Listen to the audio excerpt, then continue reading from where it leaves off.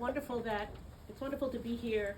It's wonderful to be asked to read with Rachel. Her novel is awesome. She writes prose like a poet, and I'm in the middle of it, and I can't wait to get home and finish it. It's really fantastic.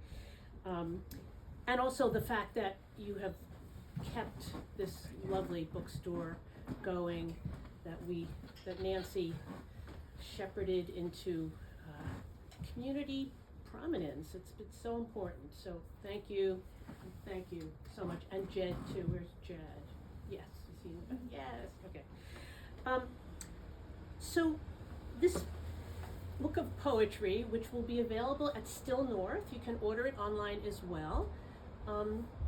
Within Flesh, in conversation with ourselves and Emily Dickinson. It was written with a former Mal student at Dartmouth, a graduate student named Al Salehi, who came to me in the summer of 2020 and said, I want to do an independent study with you on poetry. And I said, okay, it has to be about Emily Dickinson because that's all I can think about right now.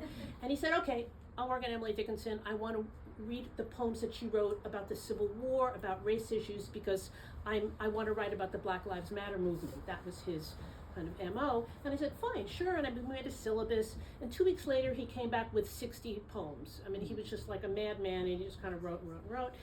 And at some point in this process, he said to me, would you like to write in response to me? And I was like, oh, okay, yeah, well, maybe. And then somehow I then had 60 poems, and this book is the first collection that we have put together. So it's half of like our output. The book is it's got a very unique setup. Each poem has an epigraph to a poem by Dickinson, so the poem that inspired us, that we're writing in response to. And then on one side is Al's poem, and on one side is my poem. And we respond to each other, and we play off each other. So I wanted to read a couple of these clusters, just so you get a sense of what's happening. And I'll start with Dickinson's voice, and then I'll read Al's voice, and then I'll read my voice. So the first one is a poem called Breathtaking Justice. And the poem that is in this cluster was one that I published in Bloodroot, so that's why I thought I'd read it. Breathtaking. Read it published. Breathtaking Justice. This is Dickinson's voice. Whoever disenchants a human soul, a single human soul, by failure or irreverence is guilty of the whole, as guileless as a bird, as graphic as a star, till the suggestion sinister, things are not what they are. Al's voice. Prejudicial judgment.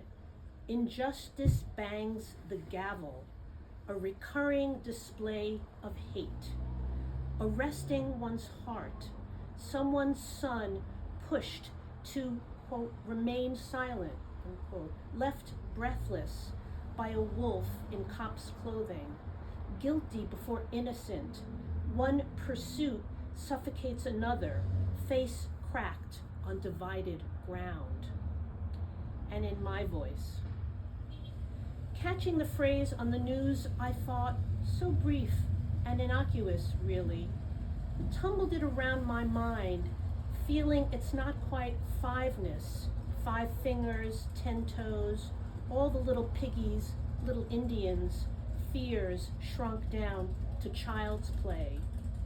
But the newscaster said hours, interviewed a couple who traveled to Ferguson where they met a man who cried, hours he lay in the hot street just down from my door, 4.5 bloody hours covered and cordoned off from his mother, his people, and what that means, just leaving him there. The couple bowed their heads, fingers entwined. And one more cluster in Dickinson's voice. This is entitled, I don't have the title here, The Poets Light But Lamps, Themselves Go Out. The wicks they stimulate, if vital light, in here as do the suns, each age a lens, disseminating their circumference. And in Al's voice, and then, so soon, their candle had expired.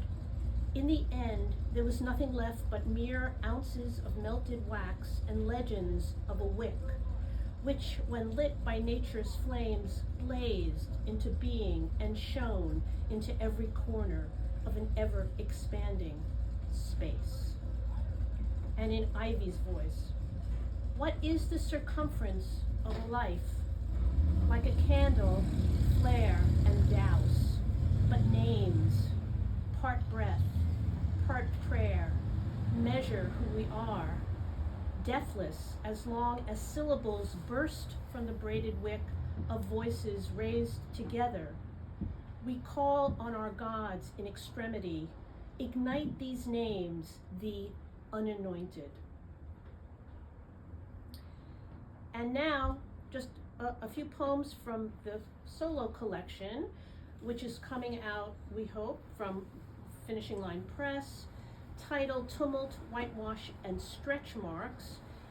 It's kind of a memoir in poetry reflecting on my experiences as a nerdy Jewish girl growing up in Sheepshead Bay, Brooklyn, and how that shaped my particular sense of my whiteness and what responsibility and what accountability flows from those experiences. So this is a pantun actually that was inspired by Natatha Trethewey's poem Incident from her amazing collection called Native Guard 2006. And it's called Howard Johnson's Off Route 95, Jacksonville, Florida. We never talked about it, how we waited at a rest stop and were never seated. Nothing was said, we were pressed into shadows, the Florida sun glinting off my father's star. Patiently, we waited, but were never seated. My baby brother got bored and scampered in the tulips. The Florida sun glinted off someone's star, searing my 12-year-old cheeks. Amused, we watched my baby brother trespass the tulips while a crowd of families lined up quietly. Something seared my 12-year-old cheeks. No one was discourteous. The crowd of families lined up quietly. Not the second or third, but 10th group behind us called to sit. Though no one was discourteous, we were pressed into shadows. When not the second or third, but 10th group was called, nothing was said. We were pressed into shadows, the Florida sun glinting in the shape of stars. We never talked about it. And this poem from the second section called Whitewashed, from a long sequence about my junior year studying abroad in England, and I think it's kind of self-explanatory. It's called Do-Over. And one of the themes of this book of collections is, can we redo? Can we do things over? How do we change things and do things differently? So do-over. You are long gone. I am stranded in the third decade of the 21st century, post-racial by some accounts, mortified by my 50-year failure of interest in who you were. When your only shining sun appeared at your Brixton flat with a hippie white girl, American no less, you sucked your teeth, gave me the stink eye, a lumbering obstacle to my 70s study abroad jouissance. Can we have a do-over? Meet at some Soho pop-up and sift through racks searching for the perfect, useless, what you call frock, or stroll into the Shoreditch face bar redolent with aspiration, where you could achieve the best you and I could achieve the best me, perceiving each other through the grift of newness, sipping mineral water laced with ache. And who would serve us? Edgy artists of the articulate brow, or immigrants from yet another wave doing mani-pedis, clutching blurry photos of distant loved ones? Would you be willing to forgive my obtuseness? Could we untangle the scripts we played into and played out? Is it naive to think I could select a rich shade of coral lipstick to complement your skin tone and it would mean only that? And you could steer me away from the black leather miniskirt with the zippers askew, and it would mean only that. And we could embrace the striving artists and immigrants and our prior and present and made up selves. And to end, one of my favorite poems that was published in Bloodroot, it appeared there, but it was also, we used to do readings in the community, and we did one at the Ava Gallery with an improv group. And this poem they chose to improv, and it was hilarious, and you'll see why as I read the poem. And all you need to know is that the Frost Place is an old kind of barn area where Robert Frost lived, which is now a poetry retreat, workshop, seminar during the summer. So this is called Poets in Lust, or What We Learned at the Frost Place. Late again to the evening reading, and for our sin, we are forced to park in the marshy end of the lower lot at the very bottom of Ridge Road, and stepping out, we spy a used condom. Someone got lucky, I say to my pal, and we chuckle, but in the lower lot, in the mud? Then, as good poets in training, assiduously imbibing the savoir of this poetry boot camp, we concoct the scene. Two neophyte rhymesters, age and girth indeterminate, held late and spellbound in the barn, worshipping the feet of some master, so close to the source. Throbbing, they stumble down the steep road into the deserted lot. Does the she poet haul him hard against the car hood, gnawing lips, legs open to the primal force? Or does the he poet fling her down on the sodden grass, a beast rutting with the muse herself, who goes with every joker but me, he thinks pettishly? And how do poets lust? In the plain style, or with perhaps a political twist?